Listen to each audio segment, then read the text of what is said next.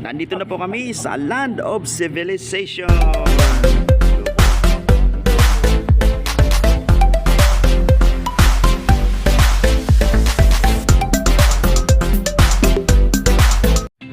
Alas 5 ng umaga nang umalis po kami ng Riyadh at pupunta kami ng Al Hufuf, Saudi Arabia, particularly sa bundok ng Al-Kara. Ang pakailamang po ng tropa ay makapasok sa pinakasikat na kuweba. At ayon po sa Google, ang distance mula Riyadh hanggang Al-Kara Mountain ay 340.3 kilometers at mahigit kumulang 4 hours ang travels. At depende pa din lang sa speed at traffics. Pasado alas 8 na at nandito na nga po kami sa Al Hufuf.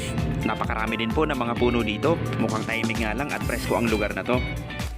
Ilang sandali pa, sinabihan na po kami ng GPS na nandito na raw kami sa kamundukan ng mga bato.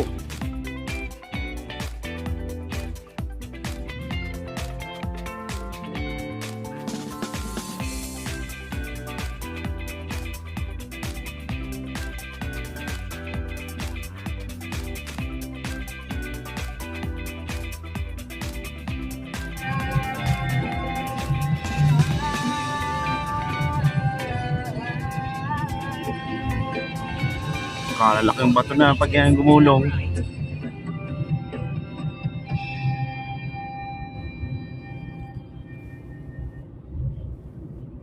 Pag yan ay gumulong.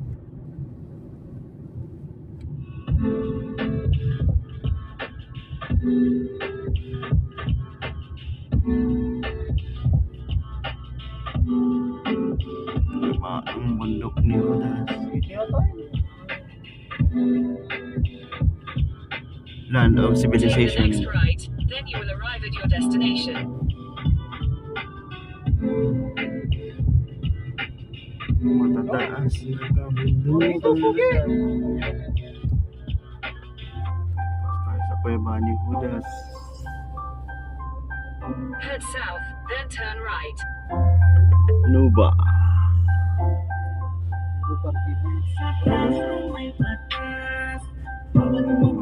Ito yung globong hinahanap ni Jan, oh.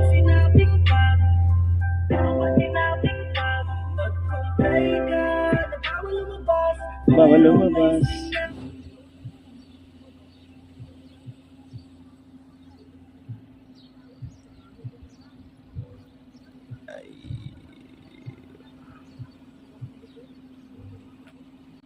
Time check, it's now Isang oras pa kaya?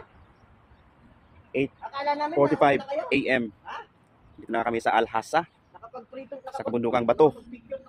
At pupuntahan namin ang kuweba ni Judas. Kuweba ni Judas. Pa kaya yun? Baka dumaan, baka naman sa... 5 AM po kami umalis ng Yanbu, ng Riyadh. At nakarating kami ay Bukas pa ng gabi. 8:40 Martes pa. in the morning. Ditay namin sa Larap si Jan, tsaka si George.